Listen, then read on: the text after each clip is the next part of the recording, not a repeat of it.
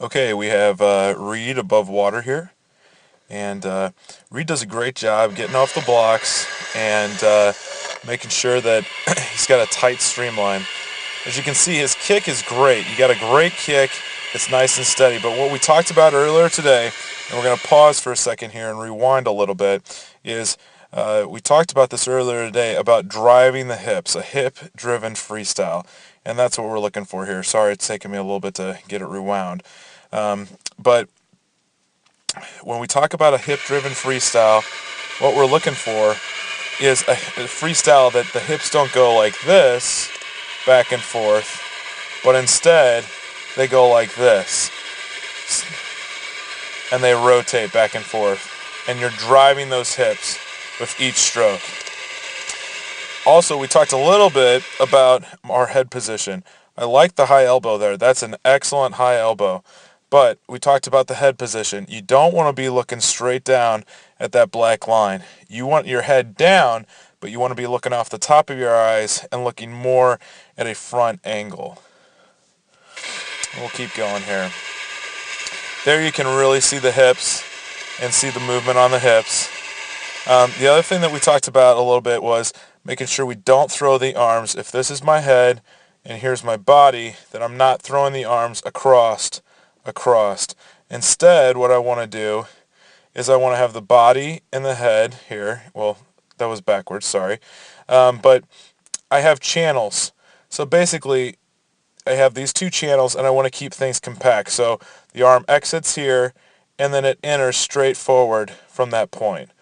Okay, and we talked about that today and hopefully, okay, so instead of making more of a half circle, which is what you're kind of doing, we're going to keep everything straight, in a straight line.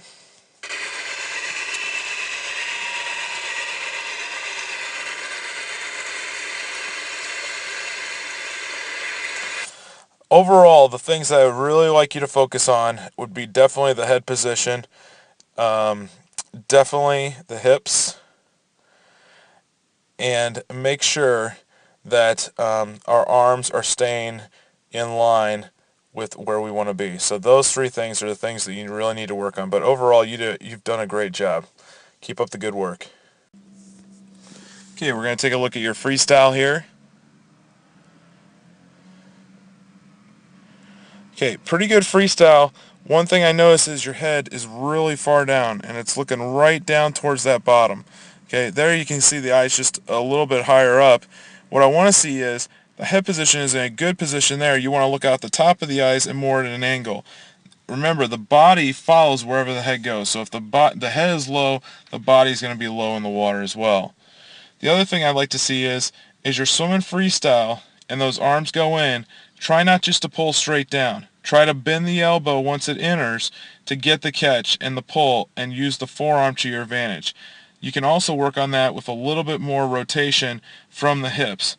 But you have a great long freestyle. The only problem is going to be is if you get into a longer race, you're not going to be able to be this short with your stroke. As you can see, the arm enter, and let's see where we can see it here. There's the arm entering, okay? And look how flat the hips are.